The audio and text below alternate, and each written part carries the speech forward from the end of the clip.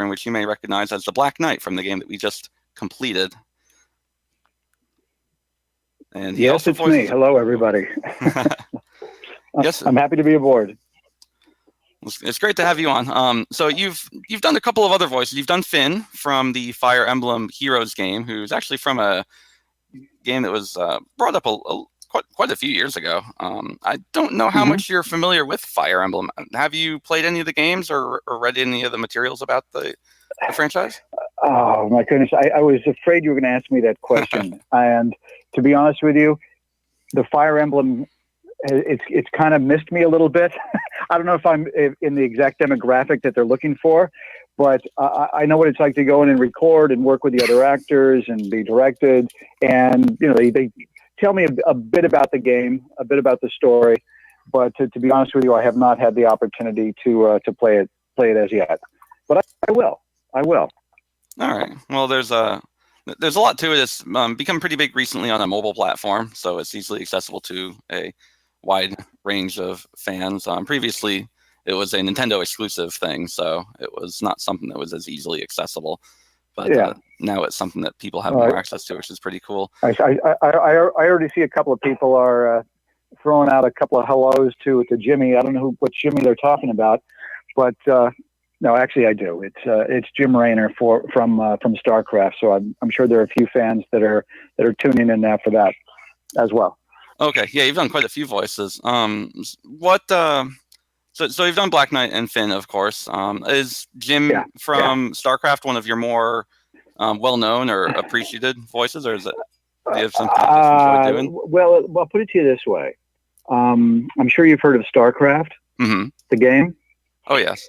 Jim Raynor is he's the lead character, and I've actually been voicing him since the original StarCraft came out, which was back in 1998, if you can believe that. So it's been 20 years that Jimmy's been out there, and he's definitely one of the biggest heroes in the Blizzard entertainment universe.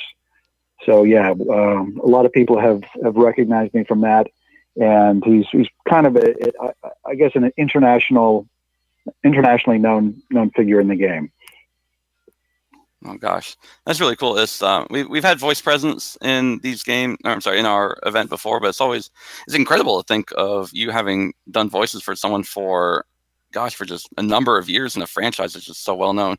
StarCraft being Blizzard is one of the biggest gaming conglomerates, I would say, out in the world.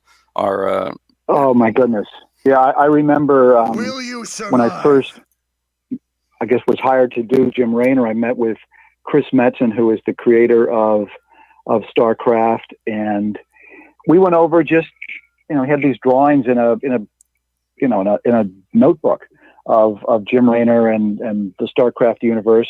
And it's funny that a couple of years ago I had an opportunity to go to the Blizzard campus, and those same drawings that Chris showed me while we were sitting in a stairwell somewhere are now protected like the Mona Lisa. They're in the Blizzard Museum behind real thick plexiglass, and nobody can touch them. But yeah, it's rare for an actor to play a role for that long. But it's been a wonderful experience for me. Well, and hopefully it'll be equally as great an experience with the Black Knight and Finn and Zelgius from Fire Emblem. Well, speaking of doing work for them, do you see yourself as continuing to do work? How is I'm not entirely familiar with the voice acting process. Has it been relatively, I guess, simple or standard for what you've been doing, or has this given you any sort of unusual challenges compared to what you normally do? Well, I started out as a professional actor when I was still in high school, and I did a lot of TV shows and movies and commercials, and I naturally segued into voiceover, and that's become the predominant, I guess, area of the business that I work in now. And I work on tons of video games, cartoons, animated series. I have 3 television shows that I currently narrate, which are pretty popular. One is called Ancient Aliens. Another one is The Curse of Oak Island, and another one called Curse of Civil War Gold. But it's fascinating because you ask about their unique challenges. And one of the wonderful things about voiceover is that you're not limited by what you look like. It's basically, I don't even want to say what you sound like, because that's only an aspect of the voiceover business. But I find it much more exciting, much more freeing than working on camera, because you look at a character like the Black Knight, or you look at Jim Raynor from StarCraft. I look nothing like these guys. I know it's going to be a tough pill to swallow for a lot of people, but I don't look anything like them. But it doesn't matter. I could be the voice of an eraser on a pencil. They're going to hire a voice. So it's incredibly creative, and it's a ton of fun. I mean, it's an amazing, wonderful job to have. Unfortunately, I'm in a position where I get to work pretty regularly. So as far as that is concerned, it is somewhat routine. But I am the anomaly, so to speak. It's not normal for everybody to be able to just pick up a microphone and speak into it and get a character that's going to last 20 years in one video game franchise. That just rarely happens. Oh, shucks, that's really cool. It's amazing. I don't know. You can probably see in chat, if you're still peeking in that, people are just going nuts over just the fact that you're even here, nonetheless, how you're voicing some of their favorites. Well, I'll tell you, the reason I'm in here is because I really support what you guys are doing. I'm a big advocate for children's, I don't want to say even children's rights, but it's the aspect of childhood I find to be very, very important in becoming a successful and happy adult. And so anything that I can do to contribute that will make childhood more enjoyable and a more of a special time, I think it gives that person a greater opportunity or a greater ability to be successful later in life. I know that for me, when I was a kid, I was kind of insulated from the outside world, just the way that it was. It wasn't a bad thing, but it allowed me to be creatively free. I was able to just explore and do things, and all those skills, if you want to, for lack of a better word, that I learned as a little kid, just being able to play make-believe, I utilize as an adult, and I'm still exercising that inner child, so to speak, in a professional manner. So it's incredibly joyful. So I really respect what you guys are doing as advocates for kids, and that's why I'm joining here. And I hope that people will open up their wallets and throw some money your way, because it's for definitely a good cause. Well, thank you for that. Thank you for believing in us and believing in what we're trying to do here and accomplish here. Before we wrap things up, because we do, I don't want to keep you for too long here. I do have a couple of last minute questions, Sure. Things that have either frequented our palette or just things I've been curious about, unless others on our team.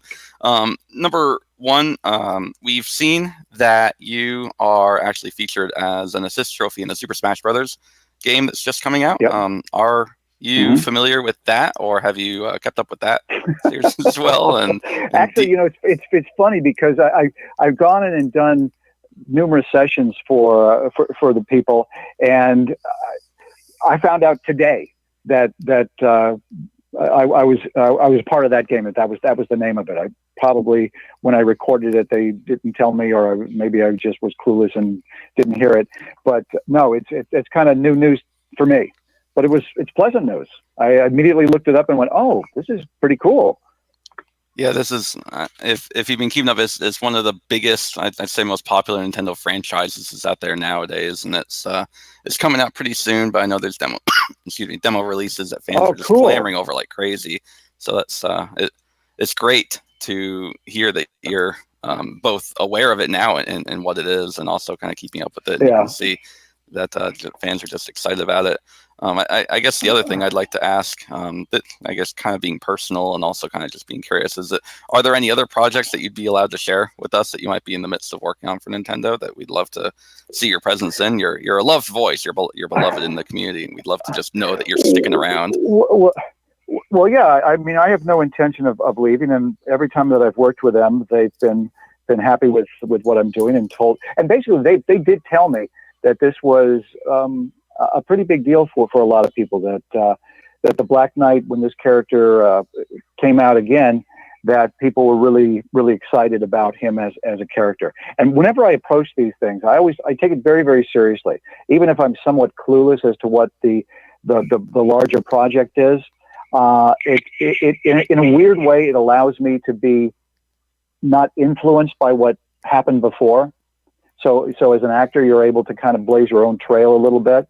Now, that's not to say that the directors weren't heavily involved with telling me what I needed to do as far as the plot points were concerned.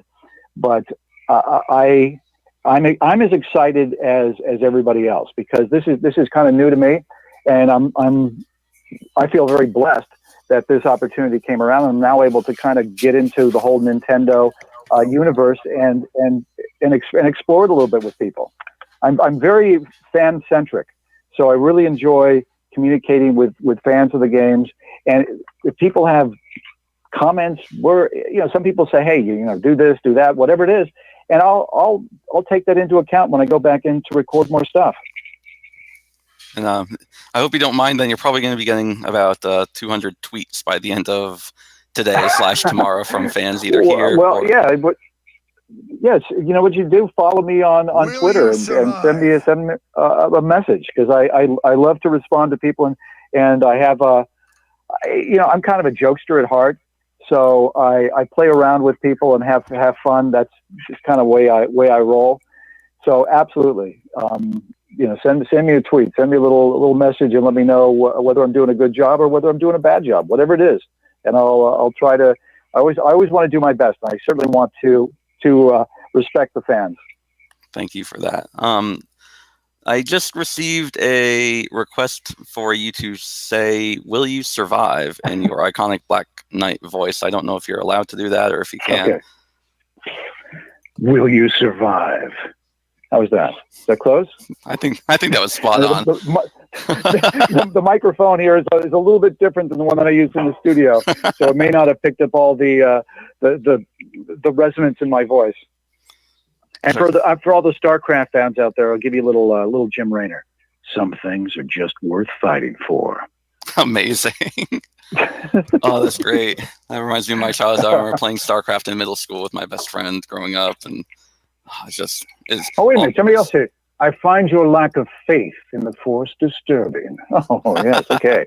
This is fun. I don't want to leave. We'll have to bring you back for more of these then. There you go. No, this has been a blast. I don't want to take up too much of your time. All right. Well, for what it's worth, this is an annual thing now. So next year, I'll definitely reach out to you and see if we can get your presence on board again. I'd love to have you on board. You've been absolutely great to talk to, and I would not want to exclude future audiences from being able to experience either you or part of what it is that you do. Is there anything else you'd like to add before we wrap this up? Is there anything specific you'd like to plug or anything else you'd like to share with us?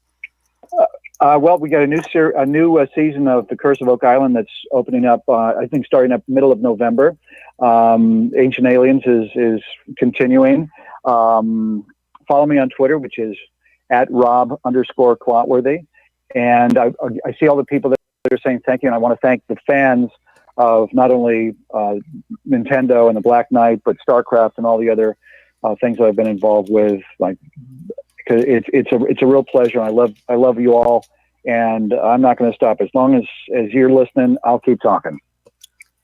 All right, excellent. Well then, I'll let you get back to your day, Robert. I definitely appreciate you coming out. You can see from the fans in the chat that it's been great having you aboard. So again, I apologize for any surprise Twitter DMs or other things you may be getting. But, no worries. Also, I should pitch that next weekend, actually, I'll be in Baltimore for Alien Con. So I don't know if there are any fans out there on the middle of the East Coast that are going to be going there. But if you do come, please stop by and say hi, and I'd love to meet you. Alien Con. All right. Can you send me a link, and I'll make sure to include some of that information in our distributable over the next couple of hours. Yeah, absolutely. I mean, we had one in Pasadena in June, and we had close to 30,000 people that came. So it's a fairly big deal, and it's a lot of fun. All right. Well, prepare for a Zerg ambush then. It sounds like. Oh no! No. I'm a Terran. We don't like those Zerg. Good The to only hear. good Zerg is you got it. All righty. Well, thank you so much, Chris. All right, thank you for joining us, Robert. Oh, my pleasure.